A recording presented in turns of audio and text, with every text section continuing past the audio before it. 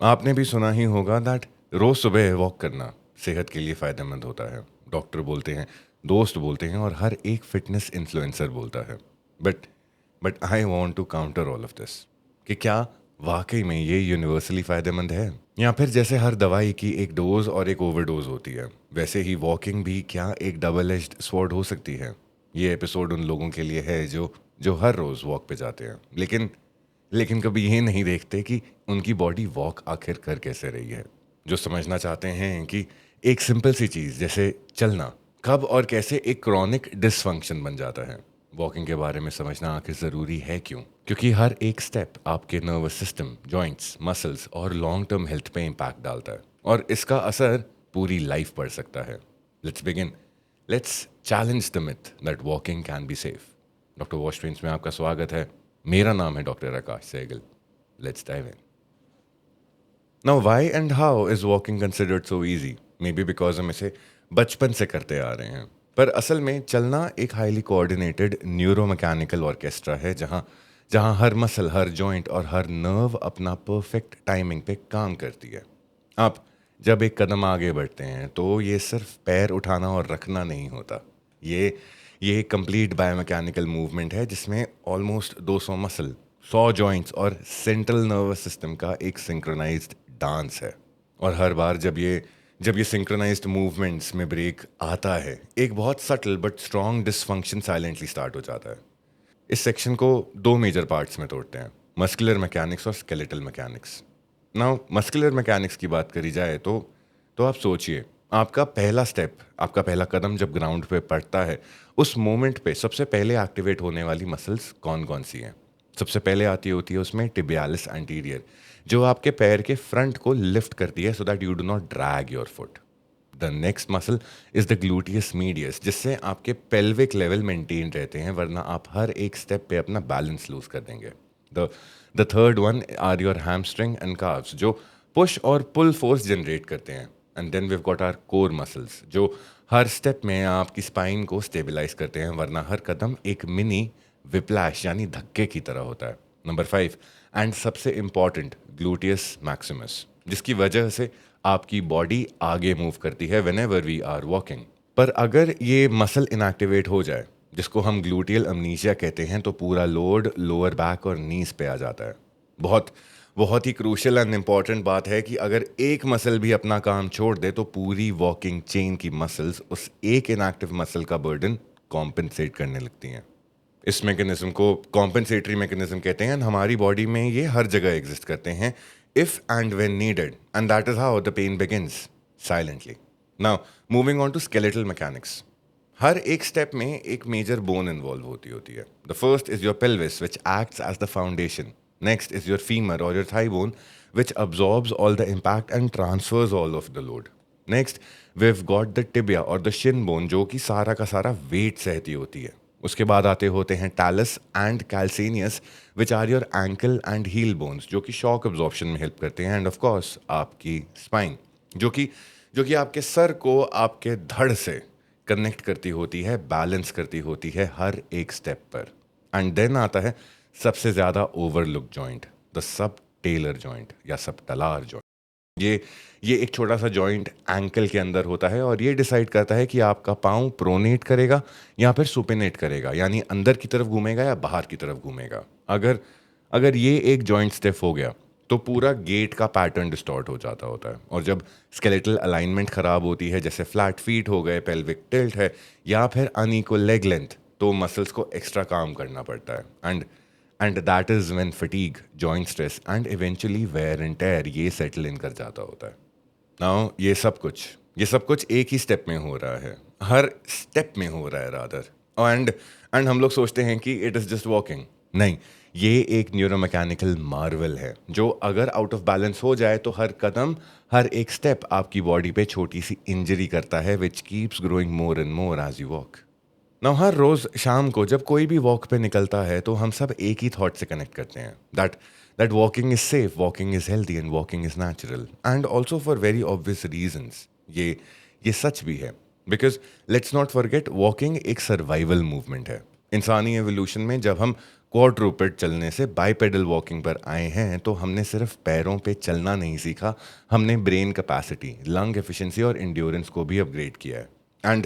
And आज भी अगर आप ठीक ढंग से पैदल चलते हैं तो ये आपकी बॉडी और ब्रेन के लिए एक मल्टी सिस्टम थेरेपी बन जाता है। चलिए देखते हैं कैसे, system by system.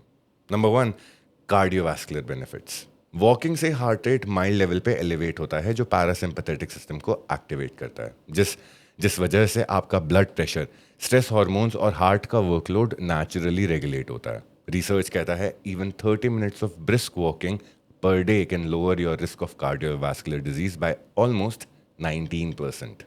Then there is mental and cognitive enhancement. जब भी आप पैदल चलते हैं स्पेशली आउटडोर्स तो आपका ब्रेन डिफ़ॉल्ट मोड नेटवर्क यानी DMN को एक्टिवेट करता है। ये वही नेटवर्क है जो आपको इंट्रोस्पेक्शन, क्रिएटिव थिंकिंग और इमोशनल प्रोसेसिंग में हेल्प करता है।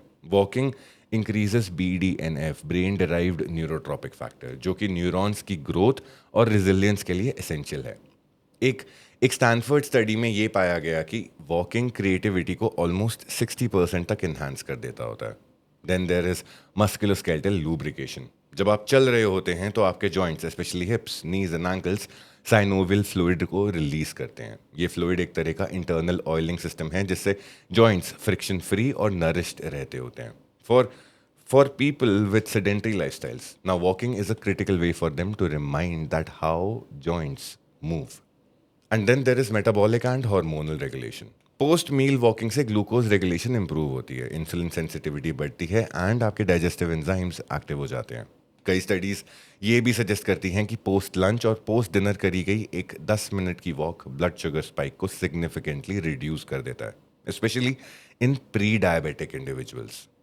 नाउ वॉकिंग इन नेचर, जिसे हम ग्रीन वॉकिंग भी कह सकते हैं, एंजाइटी और डिप्रेशन को क्लिनिकली रिड्यूस करता है। जब भी आप वॉक कर रहे होते हैं तो बॉडी एक रिदमिक मोशन में होती है जो एक सेल्फ सूदिंग मैकेनिज्म को ट्रिगर कर देता है, जैसे आपका ब्रेन एंडोर्फिन्स में डूब गया हो, योर हैप्पी हॉर्मोन्स। तो आखिर दिक्कत है कहाँ पर? अगर इतने बेनिफिट्स हैं तो वॉकिंग कैन बी हार्मफुल कहना ब्लास्फेमी जैसा लगता है, right? But there is a catch. ये सब बेनिफिट सिर्फ तब तक वैलिड हैं जब तक आपके बायोमैकेनिक्स अलाइंड है, जब तक आपकी बॉडी हर कदम पे करेक्ट लोड को अब्जॉर्ब, ट्रांसमिट और डिसिपेट कर रही है। जैसे ही कोई भी एक जॉइंट स्टिफ हो जाए, कोई भी एक मसल वीक हो जाए या एक नर्व तक अनरिस्पॉन्सिव हो जाए तो walking starts creating micro traumas. और जब ये डेली बेसिस पे होता है तब वॉकिंग एक हीलिंग एक्ट से डीजेनरेटिव प्रोसेस बन जाता है। And that is where we are headed next, walking dysfunctions के कौन से जॉइंट्स या मसल्स सबसे पहले फेल करते हैं और उनका इम्पैक्ट पूरी बॉडी पे आखिर पड़ता कैसे है। ना वॉकिंग की इस चेन में अगर एक भी लिंक टूट जाए, खराब हो जाए, तो हम उसे कहते हैं डिसफंक्शन।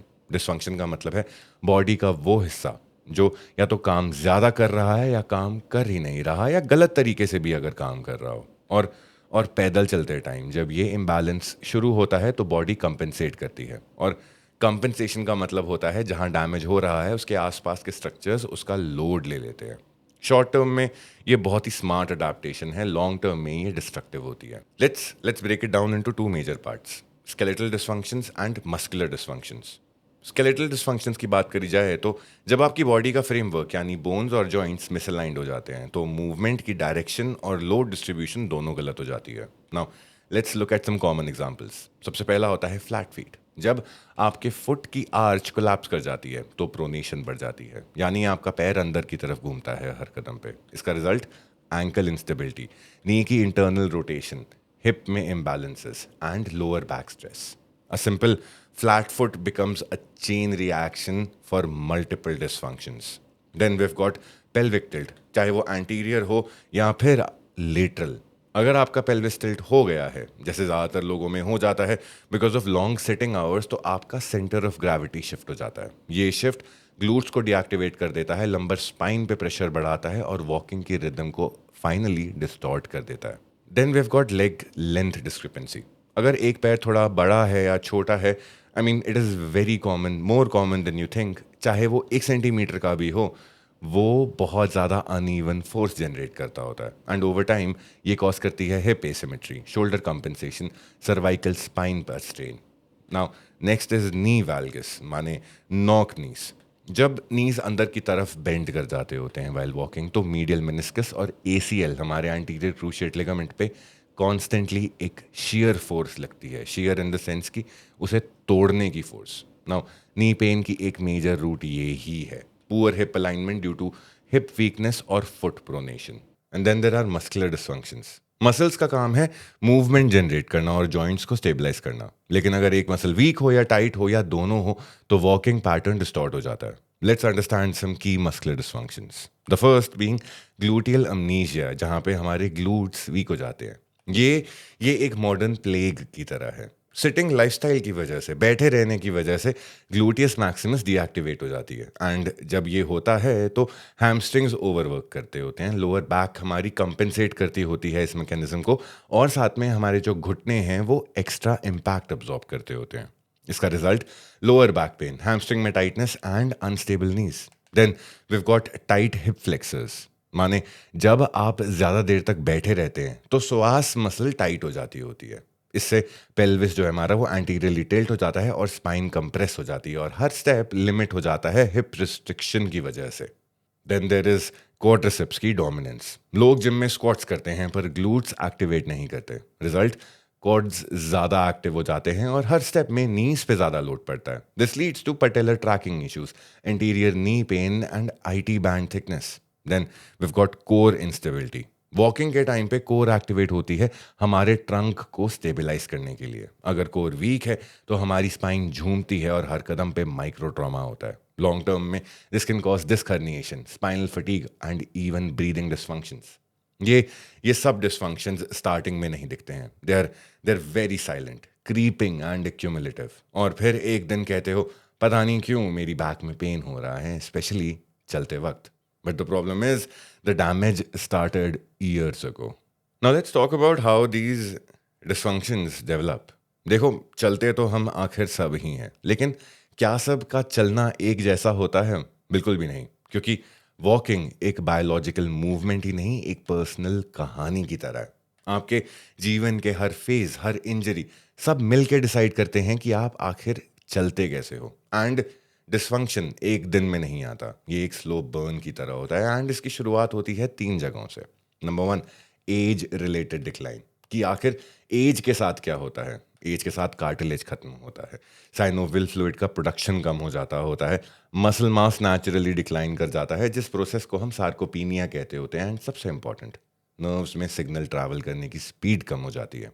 रिजल्ट, वॉकिंग की रिदम स्लो हो जाती है, स्टेबिलिटी के लिए बॉडी कंपेंसेशंस बनाने लगती है। जैसे आपका स्टांस वाइड हो जाता है, मतलब आप पैर खोल के खड़े होने लग जाते होते हो।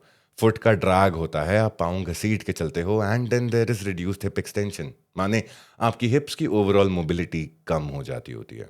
धीरे चलना ये एक कंपेंसेशन है because of age. It is a functional shift from the normal, and जितना ज़्यादा ये शिफ्ट निगलेक्ट होता है उतना ज़्यादा वॉकिंग डिसफंक्शनल होती जाती है। एंड फिर हर स्टेप एक इंजरी रिस्क बन जाता होता है। Then number 2, we have got injuries. Now किसी भी बॉडी पार्ट को अगर इंजरी है, चाहे वो एक माइनर एंकल स्प्रेन हो या कंप्लीट लिगामेंट टेयर, वॉकिंग का पैटर्न बदल जाता है। जैसे ही इंजरी होती है, ब्रेन एक प्रोटेक्टिव वॉकिंग पैटर्न बना लेता है, लाइक लिम्पिंग। इस वजह से जो इंजर्ड साइड है उस पर लोड रिड्यूस हो जाता है। And then there is also an overuse of the opposite limb. Problem, ये एक टेम्परेरी सिचुएशन है जो कि परमानेंट बन जाती है, और फिर दूसरी तरफ के मसल्स, जॉइंट्स और नर्व्स ओवरलोड हो जाते हैं। Although a very huge hyperbole, but एक सिंपल एंकल स्प्रेन अगर उसका ढंग से रिहैब नहीं हुआ है तो कुछ महीने बाद वो ऑपोजिट नी या फिर लोअर बैक में पेन का एक मेजर रीजन बन सकता है। यहाँ से शुरू होते हैं compensation loops. Then comes number 3, we have got genetic and structural factors. कुछ लोगों में डिसफंक्शंस इनबिल्ट होते हैं। For example, flat feet, hyper mobility syndrome, leg length में डिस्क्रिपेंसी, स्कोलियोसिस या फिर congenital hip dysplasia, and of course a lot more. इन सब केसेस में बॉडी पहले दिन से अडेप्ट हो रही होती है, but adaptation does not mean optimisation, it actually means survival. And survival movements are never energy efficient और जॉइंट फ्रेंडली। ये लोग ज़्यादातर लाइफ विदाउट पेन चल सकते हैं, लेकिन जैसे ही स्ट्रेस बढ़ता है, like long walks, added weight या एजिंग, तब ये प्री एग्जिस्टिंग डिसफंक्शंस बाहर निकल के आते होते हैं। तो चाहे एज हो, इंजरी हो या फिर जीन्स हो, वॉकिंग का पैटर्न क्वाइटली शिफ्ट हो जाता है और लोग सोचते हैं अरे थोड़ा सा ही तो लिम्प है, नॉर्मल है, एज भी तो आखिर बढ़ रही है, अरे बस थोड़ी सी ही तो मसल टाइट लग रही है, चलेगा। But no, the recovery is only real when your movement pattern restores, वरना वॉकिंग एक हीलिंग टूल के बजाय रिपीटेड ट्रॉमा का सोर्स बन जाता होता है। Now let's talk about identifying dysfunctions. आपको इमेजिन करना है कि आपके घर में एक पुराना पंखा है। हर बार जब भी उसे चालू करते हैं तो हल्का सा हिलता है, आप सोच लेते हो चल तो रहा है, लेकिन एक दिन वो गिर जाता है क्योंकि उसमें इम्बैलेंस था। साइलेंट था बट कांस्टेंट था। वैसे ही आपकी बॉडी के अंदर भी डेली मूवमेंट्स जैसे जैसे वॉकिंग एक सटल इम्बैलेंस क्रिएट करती हैं, और जब आप उस इम्बैलेंस को नोटिस नहीं करते तो बॉडी कंपनसेट करती ही जाती है। क्या ये क्या ये प्रॉब्लम सॉल्व हुई? बिल्कुल भी नहीं, प्रॉब्लम और ज़्यादा गहरी चली जाती है। Because now the question over है इज कि what exactly is compensation. Compensation का मतलब होता है जब एक मसल या जॉइंट अपना काम नहीं करता तो दूसरा उसका लोड उठा लेता है। शॉर्ट टर्म में अडेप्टेशन ये बहुत जीनियस लेवल की है, लेकिन लॉन्ग टर्म में it leads to over use, fatigue, tightness and instability and of course pain. And इस सब के बाद क्वेश्चन आता होता है आखिर व्हाट इज कंपनसेशन। कंपनसेशन का मतलब होता है जब एक मसल या जॉइंट अपना काम नहीं करता तो दूसरा उसका लोड उठा लेता होता है। शॉर्ट टर्म में ये अडेप्टेशन जीनियस है, लेकिन लॉन्ग टर्म में it leads to over use, it leads to fatigue, it leads to tightness, instability and eventually pain और इंजरी। नाउ क्या आपकी एंकल स्टिफ है तो आपका नी ज़्यादा मूव करेगा, अगर आपके ग्लूट्स इनएक्टिव हैं तो लोअर बैक ज़्यादा काम करेगी, अगर आपका कोर वीक है तो शोल्डर्स और हिप्स उसका लोड उठाएंगे। आपका आपका बॉडी एक डोमिनो पैटर्न में कोलैप्स करने लगता है, step by step, pun intended. Now question आता है how to spot compensation loops. ये चीज़ें सटल होती हैं लेकिन नोटिसेबल है अगर आप ऑब्जर्व करना जानते हैं तो। Number one is asymmetrical shoe wear. क्या कभी आपने अपने जूतों की सोल को देखा है? अगर एक साइड ज्यादा घिस गई हो, स्पेशली हील या फिर आउटर या फिर inner edge, that is a sign of gait imbalance. Number two, hips जब हिलती हैं साइड टू साइड, ये तब होता है जब ग्लूटिस मीडियस वीक होता है। बॉडी अपना बैलेंस बनाने के लिए पेल्विस को एक साइड से दूसरी साइड स्विंग करती होती है। नंबर थ्री, फॉरवर्ड हेड या फिर rounded shoulders especially while walking. ये ये कंपनसेशन होती है पुअर कोर स्टेबिलिटी और वीक ग्लूट्स की। To to maintain forward momentum upper body lean करना स्टार्ट कर देती होती है। And then is number four, lower back stiffness especially after walking. Now glutes inactive होते हैं तो लंबर स्पाइन ज़्यादा लोड लेता होता है, स्पेशली जब हम चलना शुरू करते हैं या फिर हम जब अपने एक पाँव से धक्का देते हैं अपनी बॉडी को चलते time. Number five, uneven arm swing. अगर एक हाथ दूसरे हाथ से कम स्विंग कर रहा हो, झूम रहा हो while walking, that's a red flag that indicates lower body imbalance और even a past injury history in the back और the lower body. Then number six, we've got toe out या फिर डक फीट वॉकिंग। ये gait pattern often compensation होता है hip stiffness या फिर tibial torsion का। इस वजह से काफ़ी एक्स्ट्रा टॉर्क पड़ता है on your knees and ankles. But हम लोग इसका आखिर करते क्या है? We only pay attention to pain, कि लोअर बैक में पेन है तो बैक मसाज करवा लेंगे, पाँव में दर्द हो रहा है शू चेंज कर लेंगे। लेकिन असली क्वेश्चन ये है कि पेन के पीछे का रूट क्या है, और उस रूट को समझने के लिए आपको देखना पड़ता है how your joints move, how your muscles fire, and सबसे important how your brain controls these movements. Because without fixing the feedback loop compensation will continue, चाहे आप शू बदल लो या फिर आप फिजियोथेरेपी करवा लो। देखो, डिसफंक्शंस साइलेंट होते हैं, कंपनसेशंस बहुत ज़्यादा क्लेवर होते हैं, but consequences they are absolutely real. Now चलने के अंदर, वॉकिंग के अंदर आपके दिमाग का एक मेजर रोल होता है। ये डिसाइड करता होता है कि कौन सा मसल कब कॉन्ट्रैक्ट करेगा, कौन सा जॉइंट किस रेंज में मूव करेगा एंड कितना प्रेशर ग्राउंड पे पड़ना चाहिए। तो जब हम कहते हैं चलना, हम असल में बात कर रहे होते हैं एक न्यूरल फीडबैक सिस्टम की, जहाँ पर हमारा ब्रेन, स्पाइनल कॉर्ड, मसल्स और joints constantly real time communication में होते हैं। Let's try to decode this. Now when we are walking, जब हम पैदल चल रहे होते हैं तब तीन मेजर न्यूरल सिस्टम्स एक्टिवेट होते हैं। मोटर कॉर्टेक्स जो मूवमेंट का सिग्नल भेजता है, सेरेबेलम जो मूवमेंट को फाइन ट्यून करता है, एंड बेसल गैंग्लिया जो रिदम और केडेंस मेंटेन करता है। एंड ग्राउंड पे स्टेप करते ही, हम जैसे ही कदम रखते हैं अपना, आपके सेंसरी नर्व सिग्नल्स भेजते हैं एक सिग्नल वापस ब्रेन को कि जो ग्राउंड है वो हार्ड है या सॉफ्ट है, फुट स्ट्राइक जो हो रही है वो सही है या नहीं, मसल कंट्रैक्शन कंप्लीट हुआ है या इनकम्प्लीट। ये होता है एफरेंट फीडबैक, जिसके बिना आपका नेक्स्ट स्टेप एक्यूरेट नहीं होगा। And then we got feedback loops. अगर मान के चलो कि कोई ट्रैफिक कांस्टेबल है जिसको दिखाई ही नहीं दे रहा, तो वो ट्रैफिक को आखिर ट्यून में कैसे रख पाएगा? वैसे ही अगर आपका ब्रेन फीडबैक रिसीव नहीं कर रहा या डिस्टॉर्टेड फीडबैक मिल रहा है, तो आपकी मूवमेंट पैटर्न्स में गड़बड़ हो जाती है। फॉर एग्जाम्पल, अगर पाँव के अंदर के sensory receptors which are known as mechanoreceptors damage हो जाएं ड्यू टू एज और डायबिटीज, तो ब्रेन को एक्चुअल प्रेशर का फीडबैक नहीं मिलता, प्रेशर फ्रॉम द ग्राउंड। इसका रिजल्ट वॉकिंग अनस्टेबल हो जाती होती है, केडेंस इरेगुलर हो जाता होता है, बॉडी अपने आप ही आर्म स्विंग और स्टेप लेंथ को एडजस्ट करने लगती है टू अवॉइड फॉलिंग। ये ही है फीडबैक लूप का modulation. And and when the loop actually fails, the body वो उसको हैक कर लेती होती है। एग्जाम्पल्स की बात करें अगर, तो सबसे पहले आता होता है फुट स्लैप, मतलब जब आपका पाँव जेंटली नहीं बल्कि थड के साथ गिरता होता है, which is a sign of poor dorsiflexion और nerve weakness. Then we got the circumduction gait, जब पैर ग्राउंड से उठता ही नहीं है तो पूरा लेग सर्कुलर मोशन में घूम के चला जाता होता है। देन वी गॉट वॉल्टिंग, जब एक लेग छोटी फील होती है तो दूसरी लेग ज्यादा पुश करती होती है to lift the pelvis, pelvis को ऊपर रखने के लिए। Then we got the freezing gait, specially होता है ये पार्किंसंस में, जब जब फीडबैक ही शट डाउन हो जाता है, the patient literally gets stuck. ये सब वार्निंग साइंस हैं कि फीडबैक लूप टूट गया है और ब्रेन मसल जॉइंट कोऑर्डिनेशन अब रिलायबल नहीं रहा। नाउ जब भी कोई भी हमारा डिसफंक्शन का पैटर्न होता है, लोग अक्सर मसल्स पे काम करते हैं। इस मसल को स्ट्रेंथन कर लो, उस मसल को स्ट्रेच कर लो, इस जॉइंट को मूव कर लो। लेकिन लेकिन अगर आपका ब्रेन ये मूवमेंट मैप को रीट्रेन नहीं कर पा रहा है, आप खुद अपने ब्रेन को स्टिमुलेट नहीं कर पा रहे हो, तो वो डिसफंक्शनल पैटर्न फिर वापस आएगा। इसीलिए बेस्ट रिहैब अप्रोच जो होती है, उसमें फंक्शनल न्यूरोलॉजी और न्यूरोडायनामिक ट्रेनिंग दोनों इन्वॉल्व होते हैं। एंड ये कहते हैं that you do not fix the muscle, you fix the brains conversation with the muscle. और जब ये कन्वर्सेशन वापस सही होती है, तभी ही रियल रिकवरी होती है, तभी हर स्टेप दोबारा सेफ, स्ट्रांग और स्मार्ट बनता है।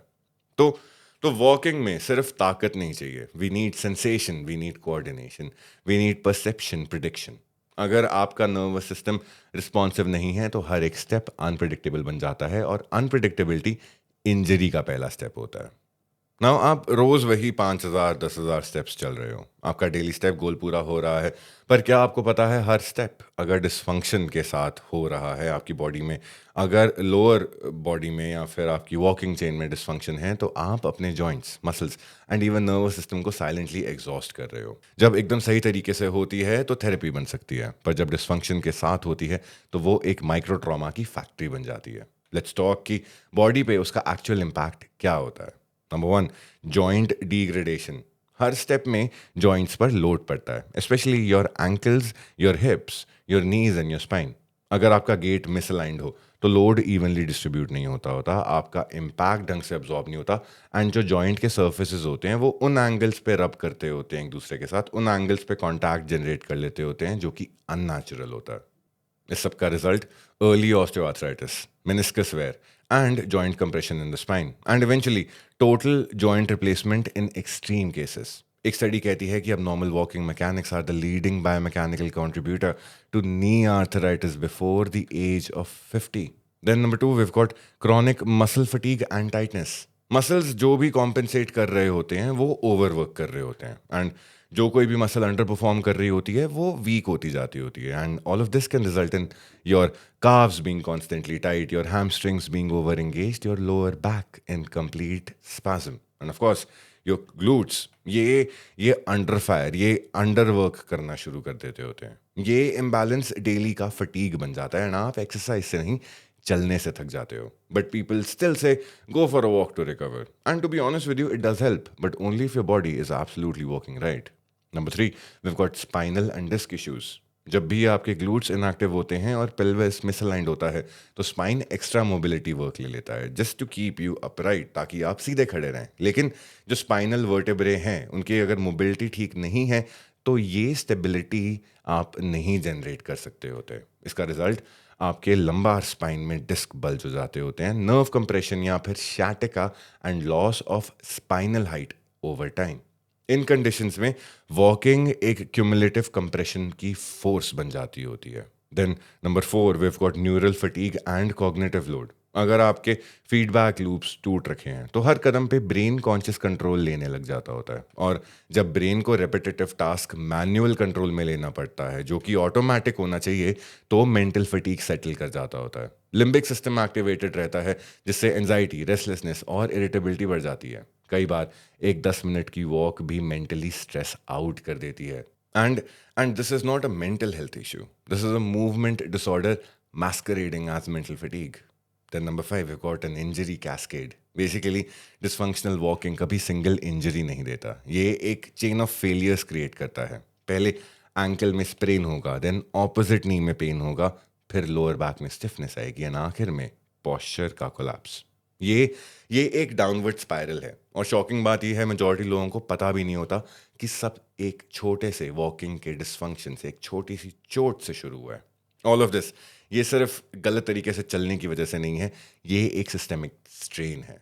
हर एक स्टेप पे बॉडी थोड़ी और डिग्रेड होती जा रही है, बिना किसी इंजरी के, बिना किसी विजिबल सिम्टम के। Now let's talk solutions.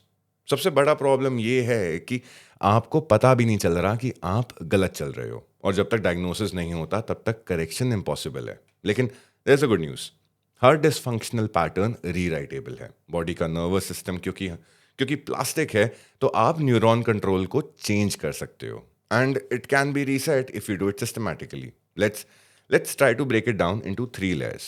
Number 1, awareness. Number 2, mobility and stability reset. And number 3, neuromuscular rewiring. सबसे पहले बात करते हैं अवेयरनेस के बारे में। ये सबसे पहला स्टेप है डिसफंक्शन को नोटिस करना। एक बहुत सिंपल टेस्ट है, एक फुल लेंथ मिरर के सामने खड़े हो जाओ, अपनी आंखों को बंद करो और एक ही जगह पे पैदल चलो फॉर 20 सेकेंड्स। 20 सेकेंड जैसे ही खत्म हो जाए रुक जाओ, आंखें खोलो, देखो कि क्या आपका वेट इवनली डिस्ट्रीब्यूटेड था, क्या एक पैर थोड़ा आगे तो नहीं बढ़ गया, क्या हिप्स रोटेट हो रहे थे ढंग से, क्या आपके शोल्डर्स अनइवन हो गए हैं। This this is known as proprioceptive mismatch, जो कि दिख नहीं रहा होता, वो फील भी नहीं हो रहा होता। Self awareness is basically the start of correction. Number 2, mobility and stability reset. Now अगर मोबिलिटी और स्टेबिलिटी का बैलेंस नहीं बनाया गया तो वॉकिंग पैटर्न हमेशा कंपेंसेशन पे चलेगा। की जोन्स की बात करी जाए टू मोबिलाइज, जिनकी मूवमेंट हमारी ढंग से होनी चाहिए। Number 1, the ankle. Dorsiflexion ankles का बहुत सॉलिड होना चाहिए। डॉर्सिफ्लेक्शन की ड्रिल्स होती हैं like heel to wall raises. Then number 2, hips. आप उसके लिए 90-90 हिप ओपनर्स कर सकते होते हैं। And then you have to fix your thoracic spine. आप उसके लिए फोम रोलिंग कर सकते हैं, कैट काउ मोबिलिटी ड्रिल्स कर सकते होते हैं। Then we have got the key zones to stabilise. सबसे पहले आता होता है इसमें हमारा कोर। डेड बग्स कर सकते हैं, बाद में आप धीरे धीरे प्रोग्रेस कर सकते हैं to bird dogs. And then number 2, glutes. Glute bridges कर सकते हैं, या फिर आप सिंगल लेग हिप थ्रस्ट्स कर सकते हैं। Number 3, feet. आप इसके लिए टो क्रंचेस कर सकते हैं, आर्च डोमिंग ड्रिल्स होती हैं, बेयर फुट बैलेंस ट्रेनिंग कर सकते होते हैं। ये रीसेट कर देता है हार्डवेयर को ताकि बॉडी वापस ट्रू अलाइनमेंट में आ सके। Now number 3 we have got neuromuscular rewiring, fixing the software. अब हार्डवेयर हमारा वापस यूनिटी पे आ रहा है। Now we need to retrain the brain to use it correctly. Start with marching drills. Focus करना है हमने कि इक्वली दोनों के दोनों हमारी जो थाइज हैं वो लिफ्ट हो रही हैं, एंड हमारा जो फुट का स्ट्राइक है, जैसे पाँव जमीन पे पड़ रहा है, वो इवन हो। Number 2, we can do heel to toe walking on a line. मतलब है कि आप अपने एक के आगे एक पाँव रख सकते होते हैं ताकि कि फुट सीक्वेंसिंग को कंट्रोल में लाया जाए। Then number 3 we have got slow motion walking. अपनी सारी की सारी जो फॉर्म है वॉक करने की, उसको ओवर एग्जैजरेट करो, एंड सामने जो शीशा है, शीशे के सामने करना है ये, उससे आप फीडबैक ले सकते हो। Then we have got glute activation while walking. Consciously अपनी ग्लूट्स को हमने स्क्वीज करना है हम जैसे ही कदम रखते हैं, ताकि हमारी ग्लूट्स जो है वो एक्टिवेट हों। इससे आखिर बट होता क्या है, ब्रेन वापस से नॉर्मल वॉकिंग को नॉर्मल मान लेता होता है। पुराने जो फॉल्टी लूप्स हैं वो ब्रेक होते हैं, नए मूवमेंट पैटर्न इम्बेड होते हैं थ्रू रेपिटेशन एंड फीडबैक। यही है ब्रेन की neuroplasticity in action. Now what I want you to do is I want you to build a routine, a 10-minute daily reset. 2 minute ankle और hip mobility करनी है, 2 minute glute and foot activation करना है, 3 minute की walking drills करनी है and 3 minute के लिए आपको शीशे के सामने खड़े होकर फीडबैक लेना है और करेक्ट करना है।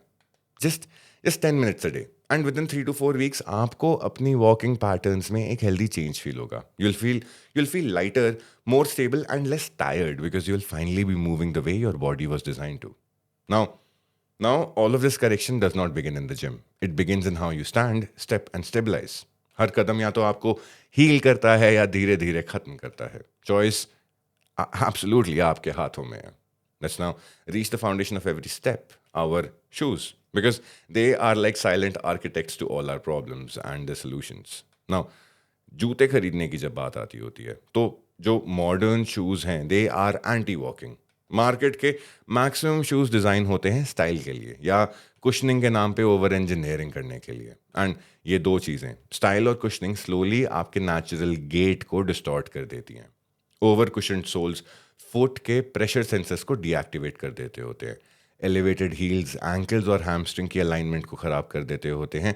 एंड नैरो टो बॉक्स ये टोज के स्प्रेड को रिस्ट्रिक्ट करता है, जिस वजह से आपका बैलेंस गिरता है एंड आर्च कोलैप्स कर जाती होती है।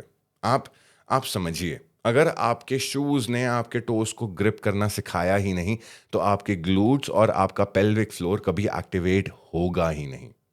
Now what does a good and a correct shoe actually looks like?